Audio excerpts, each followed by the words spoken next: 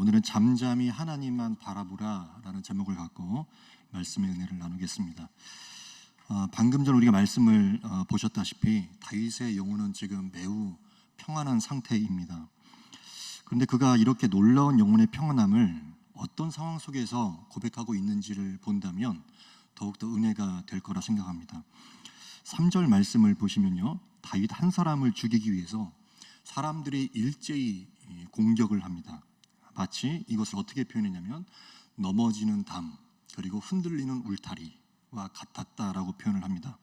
그래서 마치 넘어지는 담처럼 또 흔들리는 울타리와 같이 이 사람들이 동시에 이 다윗을 공격을 해요. 근데 그럼에도 불구하고 2절 말씀에서 고백을 하기를 오직 그만이 나의 반석이시고 나의 구원이시고 나의 요새이시니 내가 크게 흔들리지 아니하리로다 라고 고백을 합니다. 그러니까 내가 크게 흔들리지 않는다, 크게 흔들리지 않는다, 이 부분을 제가 묵상한 건 아니고 칼빈이라는, 우리가 다 알고 있는 칼빈이라는 그 신학자가 이렇게 묵상을 했었죠. 내가 크게 흔들리지 않는다, 이 부분을 이렇게 풀었어요. 비록 내가 사람이기 때문에 흔들면 일시적으로 잠시 흔들릴 수는 있다. 흔들면 흔들리죠. 옆에서 흔들면 막 흔들면 나도 흔들리잖아요. 그러니까 나도 사람이기 때문에 일시적으로 내가 잠시 흔들릴 수는 있다. 그러나 완전하게 넘어지지는 않는다. 왜냐하면 하나님께서 나를 붙들고 계시기 때문이다. 그렇게 해석을 했어요. 참 은혜가 되는 해석이죠. 다윗도 사람이었기에 흔들 땐 흔들렸습니다. 마구마구 흔들렸죠. 그러나 여기서 중요한 사실은 그는 흔들렸지만 완전히 넘어지지는 않았고, 더불어서 그는 하나님 안에서 영혼의 평안을 노래하기에 이르렀습니다. 흔들리긴 했지만 완전히 넘어지진 않았고 그 가운데에서 주님 안에서의 평안을 노래를 했습니다. 이 말씀을 보면서 한번 평안에 대해서 한번 생각을 해봅니다. 평안. 우리가 보통 생각하는 평안은 이러하다는 거예요. 제가 사무실에서 사용하는 제 컴퓨터가 있는데 그 바탕화면이라고 하죠. 바탕화면을 제가 주기적으로 바꿔놓습니다. 보통은 산, 호수, 바다 사진들입니다. 그런 사진들을 제가 그냥 딱 느낌이 올 때마다 그렇게 멋진 사진들로 바꿔놓곤 해요.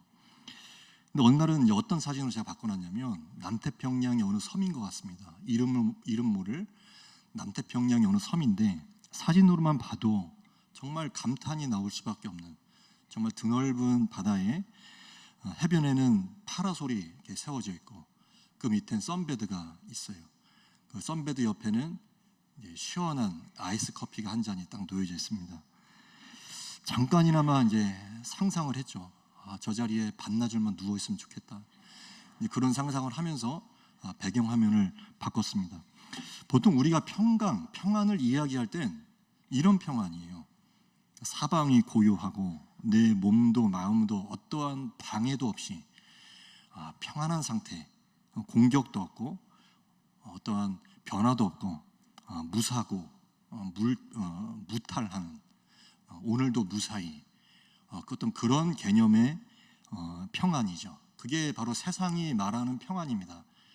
사고 없고 별일 없는, 그것이 평안입니다. 그런데 오늘 말씀을 묵상하다 보니까 성경이 말하는 평안은 정말로 다릅니다. 성경이 말하는 평안은, 특히 오늘 다윗이 보여주고 있는 평안은 정말로 그 의미가 너무나 다릅니다. 성경이 말하는 평안은 일단 영혼을 이야기합니다. 영혼. 그러니까 성경이 말하는 평안은 어떤 평안이냐면 당신의 영혼은 지금 누구를 바라보고 있는가, 그것을 논해요. 당신의 영혼은 지금 누구를 바라보고 있는가, 나의 속사람은 지금 누구를 바라보고 있는가, 이 누구를 바라보고 있는가를 기준으로 해서 평안을 논하고 있어요, 성경은. 그러니까 너무 달라도 너무 다르죠. 다윗이 보여주는 이 평안의 기준은 두 가지입니다. 지금 내 영혼이 잠잠히 하나님만 바라보고 있는가, 중요하죠. 잠잠히 하나님만 바라보고 있는가. 만약에 하나님만 바라보고 있는 상태가 아니라면 안타깝게도 평안한 상태가 아닌 거예요. 비록 주변에 사건 사고가 없다 하더라도 신자, 특히 구원받은 신자의 입장에서 봤을 때 내가 지금 잠잠히 하나님만 바라보고 있는 상태가 아니라면 그것은 성경이 말하는 의미에서의 평안은 결코 아닙니다. 그리고 또 한 가지, 다윗의 기준은 그거예요. 평안의 기준, 나의 구원이 하나님께만 있음을 확신하고 있는가.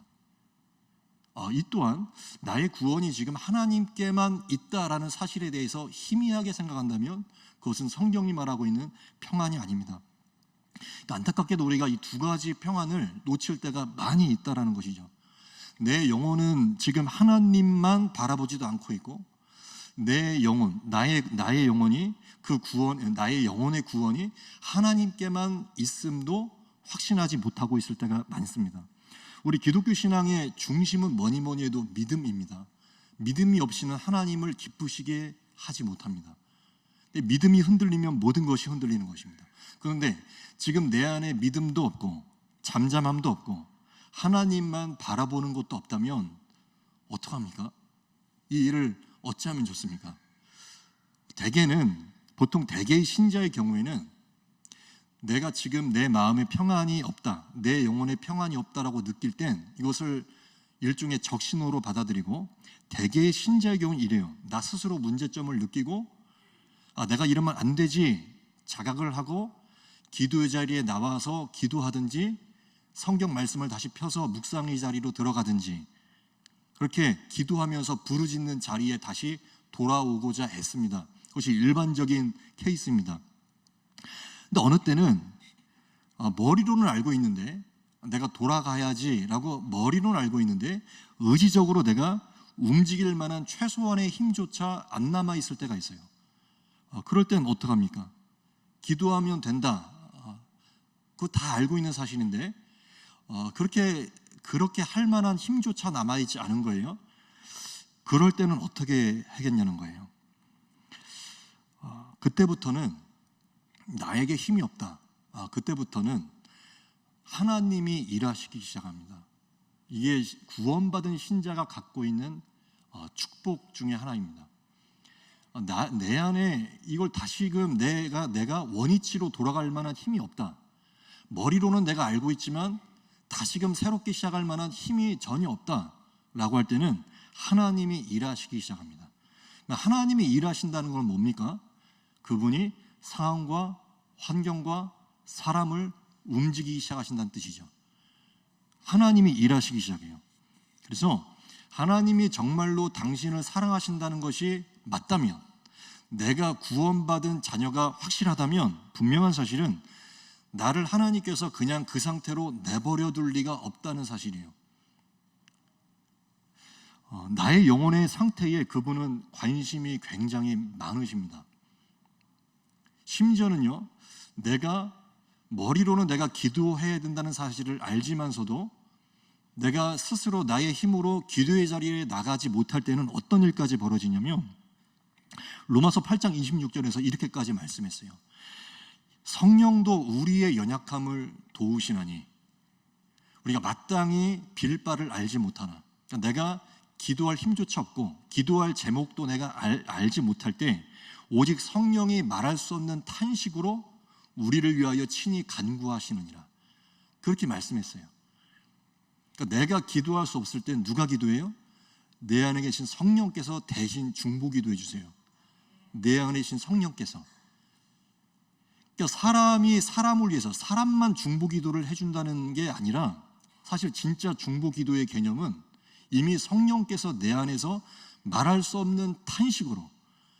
그래서 예전에 한번 돌아가신 그 하용주 목사님이라는 분은, 제가 지금도 이게 기억이 나는데, 이 로마서 8장 26절을 말씀을 강의하시면서 이 성령의 말할 수 없는 탄식을 어떻게 표현을 했냐면 그냥 이렇게 표현했어요. 하는 이 신음소리. 그게 지금도 기억에 남아있어요. 보통 우리가 너무나 안타까운 일을 바라볼 때 이렇게 신음소리를 내잖아요. 근데 성령께서도 마찬가지라는 거예요. 내 안에 계신 성령께서 나를 위하여 말할 수 없는 탄식으로 기도하신다는 것은 우리랑 똑같다는 거예요. 너무나 안타깝게 생각하시면서 나를 위해서 눈물로 기도하시는 성령이 계세요. 그러니까 나를 위해서 기도해 주시는 그 주님께서 내가 다시 하나님만 잠잠히 바라볼 수 있는 그 자리로 나를 되돌려 오는, 그렇게 나를 다시금 돌아오게끔 만드는 방법이 있을 텐데, 다윗에게 사용하신 방법은 이것이었습니다. 3절입니다. 3절. 넘어지는 담과 흔들리는 울타리 같이 사람을 죽이려고 너희가 일제히 공격하기를 언제까지 하려느냐. 이게 보통 성경에서 많이 우리가 볼 수 있는 하나님께서 사용하시는 일반적인 방법인데, 잠깐 하나님을 바라보던 나의 시선이 다른 데로 가 있을 때, 그리고 나의 구원의 확신이 희미해져 있을 때, 나의 시선을 다시금 하나님께 돌리고자 하나님께서 사용하시는 일반적인 방법이 뭐냐면 사람입니다. 사람을 막대기로 사용하시사 사람들의 공격, 때로는 사람들과의 갈등, 내 입에서 저 사람 때문에 힘들다라고 나오는 이 고백, 이런 여러 가지 일들과 고백 그 뒤에 숨겨져 있는 하나님의 세밀하신 섭리와 손길, 그 움직이심을 볼 수가 있는 것이 오직 구원받은 신자만의 특권인 줄 믿습니다. 그 뒤에서 벌어지는 일들, 보통 하나님의 살아계심을 모르는 사람들, 구원받지 못한 자연인들은 어떤 일들이 벌어졌을 때, 사람들과의 갈등이 벌어졌을 때, 오늘 말씀과 같이 어떤 사람의 공격이 있을 때 점쟁이를 찾는다거나, 아니면 다른 미디어를 찾는다거나, 유튜브에서는 누가 뭐라고 했지? 책에서는 뭐라고 하지? 보통 그것이 일반적인 해결의 방법이지만, 그러나 구원받은 신자는 사람의 공격이라든지 사람들과의 갈등이 있을 때 그 속에서 하나님의 사인을 발견하기도 합니다. 하나님의 음성을 듣기도 합니다. 지금 다윗이 그러해요. 너희가 일제히 공격하기를 언제까지 하려느냐. 일제히 사람들이 자기를 공격해 들어오는데 그 속에서 하나님만 바라보게 되는 영적인 축복을 누리게 되었어요. 다윗 전체의 인생을 보면 끊임없이 사람으로 인한 시달림입니다. 3절에 나와 있잖아요. 너희가 공격하기를 언제까지 하느냐. 언제까지 이 공격이 있었을까요? 아마 모르긴 몰라도 죽을 때까지였던 것 같아요.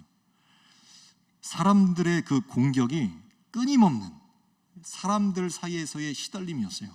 그러나 역설적이게도 그런 끊임없는 사람들의 그 공격으로 인해서 다윗은 결과적으로 하나님만 바라보는 사람이 되어가고 있어요.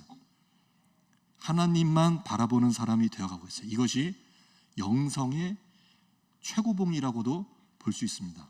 영성이 무엇입니까? 구원받은 신자의 삶의 태도, 어떤 일이 벌어졌을 때 그 일에 반응하는 구원받은 신자의 삶의 태도, 또 생각, 마인드, 그것이 영성이잖아요. 근데 이것이 영성의 최고봉이라 할 수 있어요. 무수한 사람들에 둘러싸여 있는데도 하나님만 바라보고 있다는 것. 저는 이 말씀을 묵상하면서 하나님만 바라보았다는 것이 다른 말로 표현하면 하나님만 보인다라고도 표현할 수 있겠다는 생각이 들었어요. 하나님만 바라본다. 결국 하나님만 보이는 거예요. 그 순간 옆에 사람들이 막 뭐라고 얘기하고 있고 어떤 조언을 해주고 있고 여러 가지 소리도 들리고 있는데, 근데 여러 그 무수한 사람들 속에서 하나님만 보이고 하나님의 목소리만 들리는 거예요. 그게 영성의 최고봉이죠. 여전히 주변과 상황은 사람들로 둘러싸여 있는데, 근데 어느덧 이 사람들은 안 보이는 것입니다. 사람이 안 보인다는 것을 달리 표현하면 사람은 작게 보이는 거예요. 어느 순간 사람은 작게 보이고 대신 하나님은 크게 보이는 거예요. 그게 다윗이 누린 영적 축복이었어요. 사람 때문에 시험 든다, 뭐 어제 오늘 일만의 일은 아니죠. 우리가 사람 때문에 지겹다, 뭐 심한 경우에는 사람한테 혐오감이 든다, 다 싫다, 막 그렇게 말씀하시는 분들이 있다면 오늘 이 말씀을 잘 한번 묵상해 보시고 나의 말씀으로 삼으시기를 바랍니다. 일단 현실 도피는 신자에게 있어서 좋은 방법은 아닌 것 같습니다. 도망치는 거, 도망쳐버리는 거, 그것은 현실 도피는 신자가 선택할 수 있는 좋은 방법은 아닌 것 같아요. 신자가 도망치는 건 별로 좋은 방법이 아니죠. 도망치고 도망치다 보니까 결국 물고기 뱃속이었다. 요나가 우리에게 잘 보여주고 있습니다. 우리가 정말 하나님의 손바닥 안에 있음을 우리가 믿고 있다면 내가 현실을 도피하거나 도망친다고 해서 결국 도망침의 끝에 하나님이 예비하신 물고기 뱃속밖에 없는 거예요. 그러니까 신자가 선택할 수 있는 방법 중에 별로 좋지 않은 방법은 현실 도피예요. 여러분, 갤럭시를 사용하시는 성도님들이 많이 계실 텐데 혹시 갤럭시 사용하시는 분들을 혹시 이런 기능이 있는지 아실지 모르겠습니다. 예를 들어서 어떤 사진을 어디 놀러가서 이제 기념사진을 딱 찍는데 이럴 때 있잖아요. 갑자기 뒤에서 사람이 휙 지나가는 바람에 전혀 모르는 사람이 길 가던 행인이 딱 찍히는 경우, 그런 경우 있지 않습니까? 그럴 땐 방법이 있어요.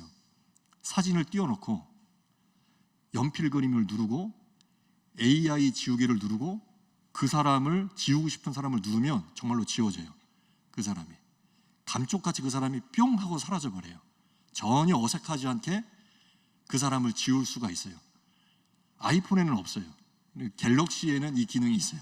아이폰은 앱을 깔아야 되는 것으로 제가 알고 있어요. 갤럭시는 이 기능이 있어요. 오늘 말씀을 읽는데 생뚱하게 그 생각이 난 이유가 뭐냐면, 상황이 막 달려들고 사람이 달려드는데, 근데 다윗의 영적 생활에는 말하자면 이 AI 지우개가 있는 것이었어요. 지워지는 거예요.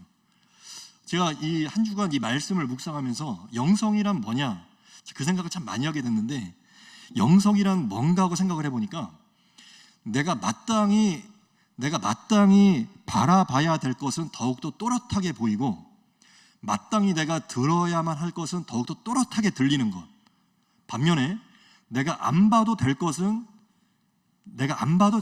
자연스럽게 지워져 버리고, 내가 굳이 안 들어도 될 것은 내 귀에 안 들리는 것, 그것이 영성, 승리하는 신앙생활이라는 거죠. 오늘 말씀을 읽으면서 얻게 된 귀한 깨달음이었어요. 다윗의 눈에는 이 사람들이 말하자면 이 AI 지우개처럼 지워지는 것이었어요. 사람들이 둘러싸고 있는데 그의 생각 속에서, 그리고 그의 시선에서 그 사람들이 다 지워지거나 혹은 그 사람들이 한없이 작아지는 거예요. 그 사람들이 한없이 작아지거나 혹은 지워지는 거예요. 동시에 하나님은 커 보이는 거죠. 그게 우리가 소위 말하는 영성, 승리하는 신앙생활이라는 것입니다. 이 은혜가 있기를 축복합니다. 사람은 한없이 작아진다, 쪼그라든다. AI 지우개처럼 사람이 지워지더라. 그리고 하나님은 한없이 위대해 보이고 영원하신 하나님으로 느껴진다. 그런 영적인 축복이 있기를 바랍니다. 상황은 그대로인데, 상황은 지금 그대로고 현실도 그대로인데, 그 상황과 현실은 쪼그라들고 나와 함께 하시는 하나님이 한없이 커 보이는 상황, 그것이 오늘 1절부터 5절까지 다윗이 누린 영적인 승리였고, 하나님만 잠잠히 바라볼 때에 그가 얻게 된 열매였습니다.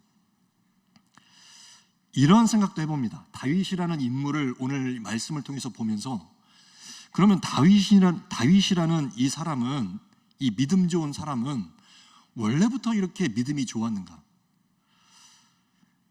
이 다윗뿐만 아니라 아브라함, 이삭, 야곱, 이 믿음의 계보를 통해서 계속해서 나오는 그 성경의 그 위대한 인물들, 그 성경의 인물들 다 믿음 좋은 분들인데, 그 사람들은 원래부터 그렇게 믿음이 타고났는가?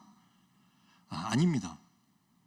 아무리 성경을 요리조리 살펴봐도 처음부터 타고날 때부터 믿음을 딱 좋은 믿음을 장착해서 타고났다. 그렇게 말하기는 쉽지 않습니다. 그럼 이들은 왜 믿음이 좋은가? 하나님의 작품입니다. 결국 그들의 인생 가운데 하나님의 방법대로 그들을 섭리하시고 인도하시고 이끌어내신 하나님의 작품이었습니다. 이 한 사람을 그렇게 믿음 좋은 사람으로 만들어내신 그런 상황으로, 믿음을 성장시키기 위해서 그 사람을 어떤 상황으로 몰고 가신다든지, 지금 내 입에서는 막 원망이 나오고 있는데도 이 나의 입술에서 나오는 이 원망에 아랑곳하지 않으시고 어떤 특별한 상황으로 나를 몰고 가신다든지, 그리고 어떤 상황을 허락하신다든지, 어떤 사람을 허락하신다든지, 그런 하나님의 섭리와 계획 가운데 빚어가시고 또 빚어가시는 하나님의 작품입니다. 그런 생각이 들더라고요. 다윗도 힘들었겠지만, 다윗도 참 그의 인생 가운데 이 믿음이 이만큼 성장하기까지 다윗도 참 애썼겠지만 하나님도 참 애쓰셨다. 이 다윗을 이제 나한테 투영을 해봅니다. 나라는 사람, 나라는 인간, 오늘 여기까지 그래도 부족하지만 여기까지 우리가 여기까지 성장을 했고 내 믿음이 여기까지 성장을 하기까지, 물론 나의 지나온 인생도 많이 애쓴 것이 사실이지만 하나님도 많이 애쓰셨어요. 나라는 이 한 사람 바꿔놓으려고 하나님이 많이 고생하셨어요. 툭하면 삐치고, 툭하면 원망하고, 툭하면 부정하고, 툭하면 도망가겠다고 하고, 그런 나를 오늘 여기까지 내 믿음을 성장시키시고자 하나님도 정말 많이 애쓰셨다는 거예요. 나 한 사람을 영적 성장을 이루기 위해서. 그러니까 지금 나의 관심은 보통 어디가 있습니까? 나의 관심은 지금 당장의 평안이죠. 아무 일도 없는 고요한, 아무 일도 없는 무탈한 상태, 그런 평안을 원하지만 하나님의 관심은 내가 하나님만 바라보기까지의 영적인 성장, 거기에 하나님의 관심이 가 있다는 거예요. 그것을 깨달을 수 있는 시편 62편 말씀입니다. 어떻게 다시 한번 이 오늘 말씀을 통해서 하나님만 바라보시겠습니까? 나의 힘으로는 여간해서 쉽진 않다는 것도 우리가 잘 알고 있죠. 그래서 은혜가 필요합니다.